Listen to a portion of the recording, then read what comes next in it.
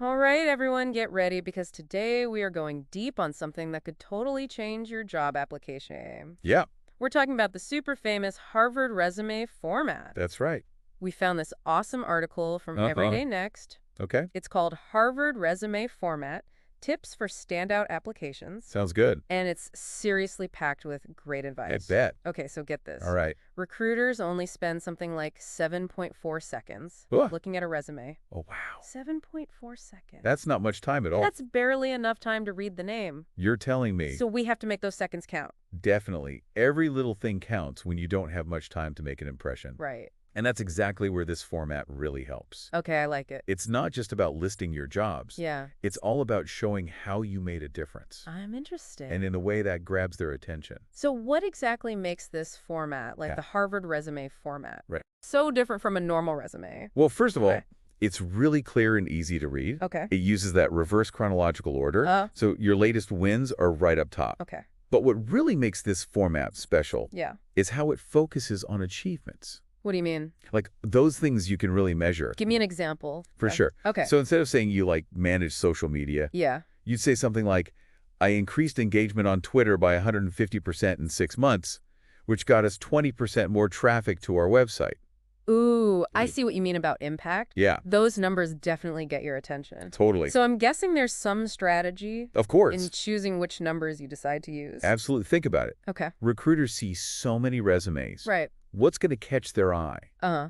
Real data that shows what you actually achieve. Right. It's not just about showing you did the work. I see. It's about proving you made a real difference.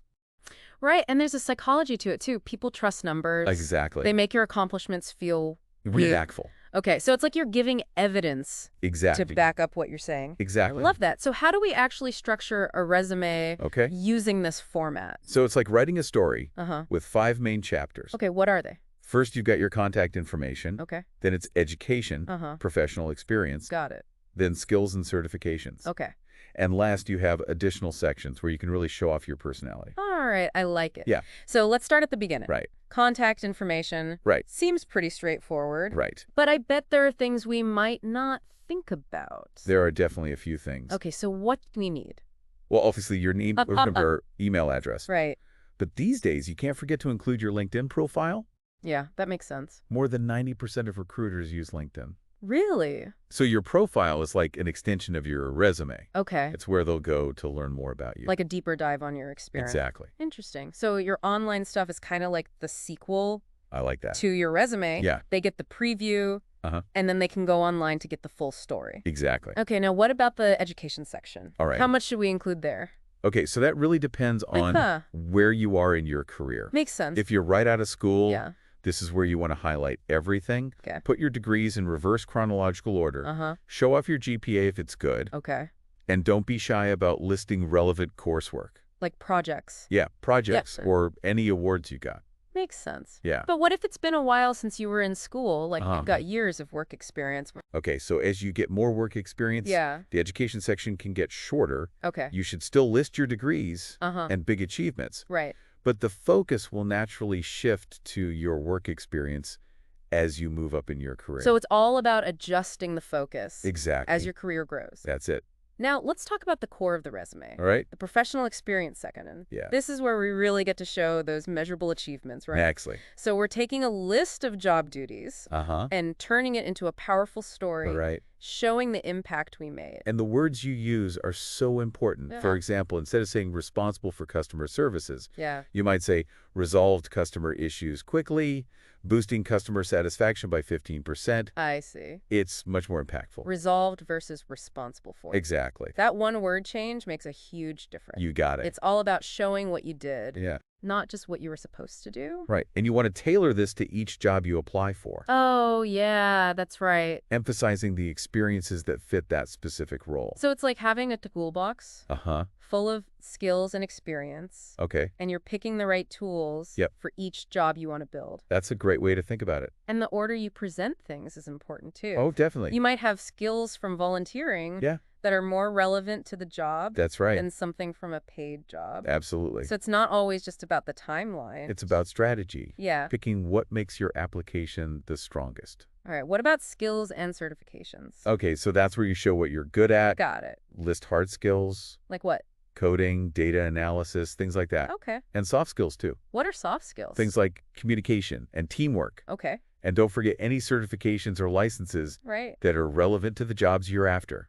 So we're talking about the skills they can see on paper, Yeah, but also those people skills that make teams work well. it's about showing the whole picture Right. of what you bring to the table. Makes sense. And that takes us to the additional sections. Okay, tell me more. That's where you can really show your personality. Give me some examples. Okay, think about what makes you stand out. All right. Have you written articles, Okay.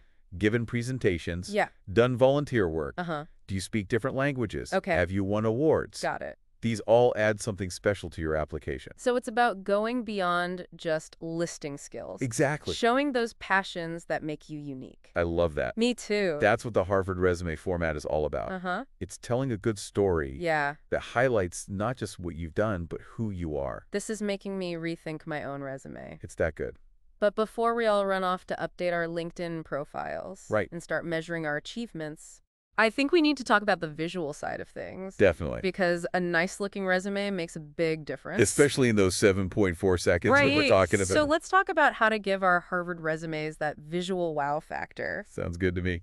You know, it's funny. We spend so much time getting the words right on our resumes, Yeah, but sometimes we forget about how it actually looks. totally. It's like giving an amazing speech, Uh-huh. but with no energy, like a monotone. Right. The message might be great, Yeah, but it falls flat. I get it. So let's talk about how to make those Harvard resumes visually awesome. I like it. What are the big things to focus on? Okay, so first impressions are huge. Right. And that starts with the font you choose. Okay. You want something classic and easy to read? Like what? Arial, Right. Calibri, Uh-huh.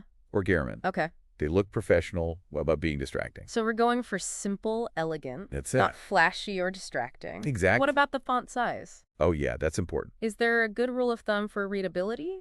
You want to find that sweet spot Okay. where it's easy to read, Uh-huh. but you're also using your space well. Makes sense. Keep the main text between 10 and 12 points. Okay. Depending on the font, Right. and you can make the headings a little bigger. Make them stand out. Exactly. That's visual hierarchy. Okay. But whatever you do, Yeah. stay away from tiny fonts. It's hard on the eyes. Plus, you want to make it easy for recruiters to read. Right. We don't want them struggling to see our accomplishments. Exactly. Now, let's talk about white space. Okay. I know people try to cram everything in. Yeah, I've seen that. But I have a feeling that's not the Harvard way. You are so right. Okay.